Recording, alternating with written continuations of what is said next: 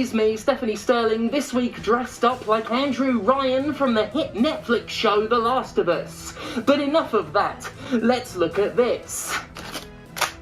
There's Audacity, there's fucking Audacity, and then there's Activision Blizzard. Carrying itself with more fucking front than Angela White, the publisher's lack of shame is matched only by its sheer abundance of contempt for anything that ain't wealthy. These are relevant sentiments to share on any week, but recent gibberish spilling from the mouth of notorious former Blizzard president Mike Ybarra has demonstrated you can take the leech out of the swamp, but you can't take the swamp out of the leech. Still thinking as shamelessly as ever and just as out of touch as an acting studio president, Ybarra has put forth a bold and exciting new idea for the video game industry. Customers should just hand over to companies extra money for no reason whatsoever. Brilliant! Yeah, seriously, they should just volunteer more money to an industry that boasts of record revenue every year and routinely lays off thousands of people irrespective of how successful it is. Now remember, Mike is a former Activision Blizzard boss, so obviously he dressed up what he was saying by the savvy misapplication of words. In this case, he's calling his idea tipping. This is because tipping sounds way more reasonable than the actual proposition, which is just donating your money to a for-profit publicly traded corporation. And I can see why he went with tipping, because when you put it that way, it sounds like fucking madness. Naughty boys in nasty schools, headmasters breaking all the rules. When I beat a game, there are some that just leave me in awe of how amazing the experience was, he said on Twitter, known jokingly as X. At the end of the game, I've often thought, I wish I could give these folks another $10 or $20, because it was worth more than my initial $70, and they didn't try nickel and dime me every second. I have given you a red-hot tip. First of all, no, I'm not accepting the idea that a video game deserves to charge $80 or $90 for a baseline product. The fact they charge $80 to $90 for increasingly atrophied digital deluxe editions takes some fucking balls already, but considering how against the $70 price hike I was to begin with for myriad previously detailed reasons, I absolutely shall not brook this idea that a game is worth the cusp of $100 to access. Not one video game currently charging $70 is worth more than $70, and that includes the greatest game ever made, Forspoken. In fact, the vast majority of these so-called AAA games aren't even worth the $10 to $20 Mike suggests as a tip, and that includes the greatest game ever made, Forspoken. It is even funnier the second time. Oh, and Mike, don't pretend you're on our side by complaining about games nickel and diming you. You ran Blizzard. Sit the fuck down. Obviously, value is subjective, and I'm not going to tell anyone they're wrong if they love a game so much they literally wish they were forced to buy it for $90. I don't know, maybe most people think like Mike? I doubt it though, because to be entirely frank, most people aren't former video game executives for a company that had one of the largest pay disparities between executives and workers in the United States. This may simply be bigotry on my part, but I'm thinking maybe the ex-president of a place where employees sometimes weren't paid enough to afford the company cafeteria isn't the best man to chat about what the average punter does with their bucks. Then again, I think people from the executive class shouldn't be allowed to talk to normal people about money at all. Mike Ybarra, who pays for Twitter, wasn't done, adding games like Gao, Book 3, Elden Ring, etc. I know $70 is already a lot, but it's an option at the end of the game I wish I had at times. Some games are that special. Fucking Red Dead Redemption 2 wasn't that fucking special. I don't need to see the same fucking looting animation play every time I loot a fucking body. It's worth pointing out that this idea is not entirely new. In the course of editing this very video, co-editor Zmanzilla found about 8 games on Steam that have tip jar DLC. And they're not big games, you know, they're small games, which is sort of the point. They're small games made by very tiny small teams. They're not massive AAA productions published by Sony. If you were to lose your mind and order Pizza Hut, would you tip the delivery guy, or do you tip Yum Brands? And that's the difference between tip jar DLC as it exists now and in-game tipping as proposed here. The difference between a delivery driver and a fucking parent company. I'm being a bit mean to Mike with my tone and my words and attitude and things I'm saying and thinking, partially because he is the former president of a company that's always been a horrific, abusive shit circus. I'm also having a go at him because what he said was intellectually offensive, but I will concede that the face value idea he's proposing is at least well-intentioned, on the face of it. As someone who's crowdfunded a large part of their career, I'm totally in favour of creators being directly paid for the labour of their creativity, and do in fact believe it to be the purest transaction there is. In fact, every game developer of every type, no matter where they work or who for, should be encouraged to have donate buttons and Ko-fi links, or whatever else they want, and fans of the games they've worked on should be encouraged to, if they can, give actual tips directly to those who deserve it. But an in-game tipping feature?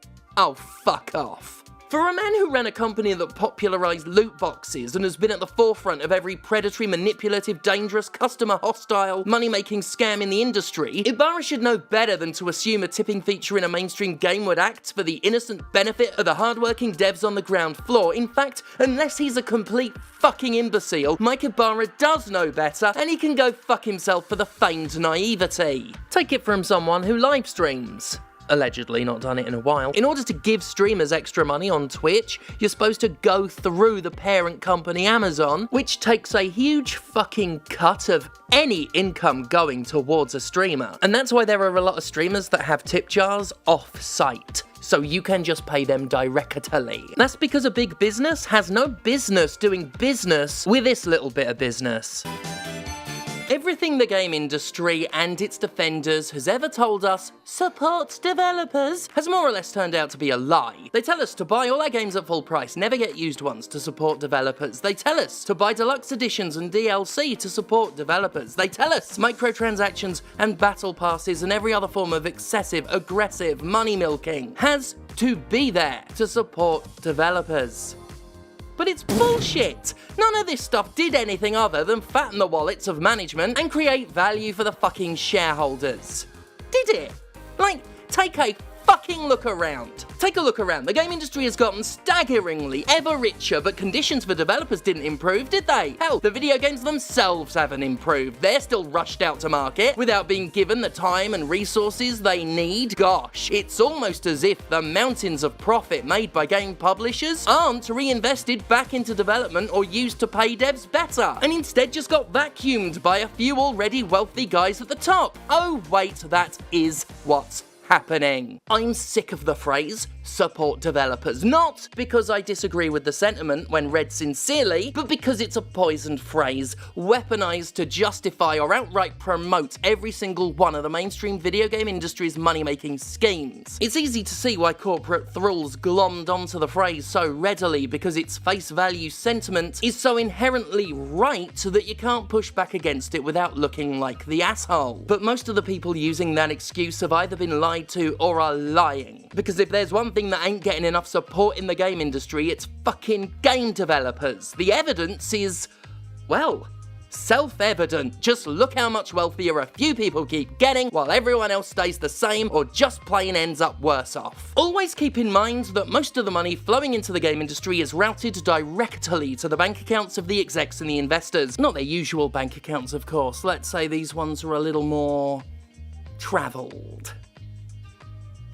As in their fucking offshore bank account. I cannot do enough to emphasize how literal I'm being when I say most of the money is going that way. Most of it. Tens of millions of dollars a year are just gifted to individuals as bonuses just because they can. And when I say that, I don't mean cumulative tens of millions, I mean each individual getting tens of millions. Rewarding themselves for the success of products they didn't lift a fucking finger to help produce. And the screwed up thing is that despite how much money men like Bobby Kotick have, they conduct themselves with all the desperation of someone who truly needs cash now. Like the way an addict feels about whatever they're abusing. Just this overwhelming hunger for a fix that overrides one's sense of humanity. I was gonna say that billionaires are functional money addicts, but that would require billionaires to have a function. Though of course worse than the addiction is the entitlement. Just how much these fucking parasites think you owe them. God, what next? Will landlords be wanting tipping? I'm not tipping you. This isn't a restaurant.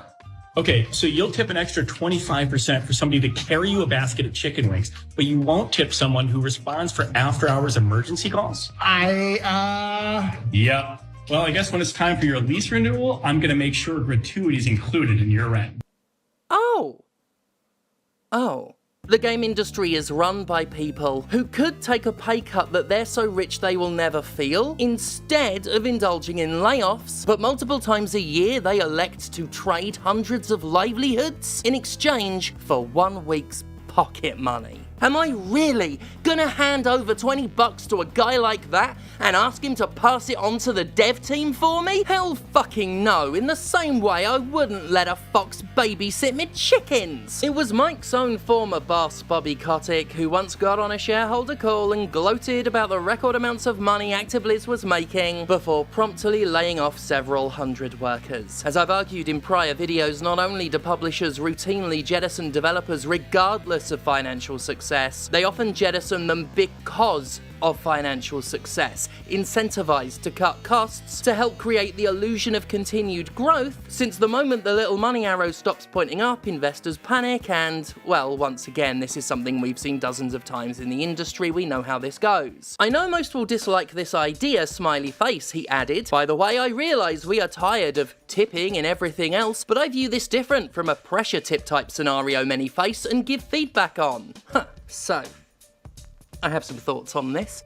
Obviously, I don't know this guy. I don't know what's in his head. I would be very interested to learn what parts of tipping he's tired of and who he blames for the pressure he feels, because I'm sure as shit not tired of tipping in all the scenarios where I tip. I tip gladly, I tip well, I'm not even gonna make a dick joke. A red hot tip. And something tells me that Mike does not view regular tipping the way I do. I mean, I know that because if he did, he wouldn't have said what he said, not unless he wanted to undermine his own point. The idea of tipping as a pressure thing is quite an American one, of course, and I think it's very important that we look at what was said when pressure was criticized, because the pressure aspect that he doesn't like about tips is certainly not the fault of the people forced to live off them, and no matter how bad the pressure to tip an Applebee's server might be for you, let me tell you buddy, it's nowhere near as bad as the pressure felt by the Applebee's server who won't be able to pay rent unless it's at your mercy. So if you're watching this and you don't know, in America it's somehow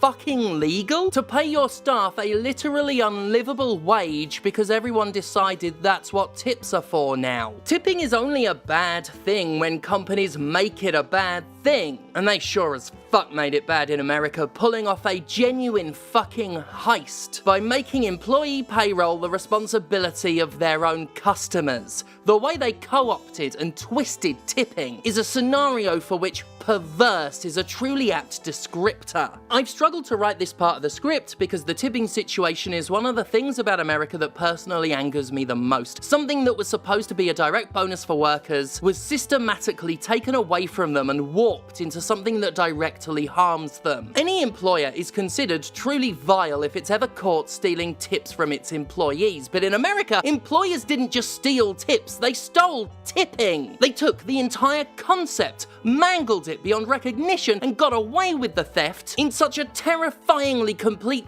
fashion, they even swung it so that when customers don't tip, they're considered the assholes who aren't fairly paying their workers. Forget heist of the century, the corruption of tipping might be the heist of all goddamn time. It's very, very, very important that we remember all this when we look at Mike Ybarra claiming that we're all tired of tipping, because that's not the fault of the people asking you for the tips, is it? It's the fault of the companies who benefit from the hard work their employees do but pay them as little as possible while finding as many ways as possible for the customers to take on all their financial responsibilities. Companies like Applebee's, companies like Waffle House, companies like Activision Blizzard. This is why the pitch of an in-game tip system is such complete and utter bullshit, because it suggests a large corporation can be trusted with their employees' tips, when the service industry has already demonstrated large corporations can't be trusted with the concept of tipping. The same corporate mentality that drives Applebee's drives Activision Blizzard too. Hell, Reggie Fils-Aimé came to Nintendo from Burger King, Bobby Kotick's on Coke's board of directors. The actual product makes very little difference to the executive attitudes controlling their production. So let me ask you what happens if we take tipping, which was perverted by employers to pay their staff less, and apply it to an industry notorious for underpaying, overworking, and otherwise abusing the hell out of staff. Do you think the Activision Blizzards of the world will see tipping as a way to support developers? Do you think they'll happily hand over potentially tens of thousands of dollars directly to studios without taking a massive cut? Or do you think they'll do what you literally fucking know they'll do because they've been doing it in other industries for decades? Now would be a good time to remind you that Bethesda gave Obsidian only a year to develop Fallout New Vegas and tied a financial bonus to its Metacritic score. You know, just something to think about as we consider how willing publishers are to support developers. And New Vegas is still 10 times better than anything Bethesda's done for the Fallout universe. Same goes for the TV show as well, by the way. The Wasteland's got its own golden receiver. Oh, what's that? Thou shalt get sidetracked by bullshit every goddamn time. The video game market funnels most of its revenue toward the executive and investor classes at the expense of workers by design. Any new cash flow you introduce to it will serve that single primary purpose, no matter how idealistic the initial intent. At the very best, publishers would skim a significant chunk of change before sending it wherever it's supposed to go. And at worst, they'll follow the service sector's footsteps and use it to justify not paying people them fucking selves. Either way, what that former Blizzard president pitched was a system in which a multi-billion-dollar video game publisher is given free money for doing literally fucking nothing. And as a former Blizzard president, he knows that's exactly what will happen. And again, I'm not gonna trust that anything being said here is said in good faith. I reference you once again to the nickel and dime line. Like, who the fuck are you trying to kid, Overwatch boy? I love the idea of directly tipping developers, but it's an idea that simply is not viable if mainstream game publishers are involved. There are so many things in the game industry that could be truly great if game publishers would just stop being game publishers about it. Seriously, if it weren't for the fuckers selling the video games might be okay. Class A license.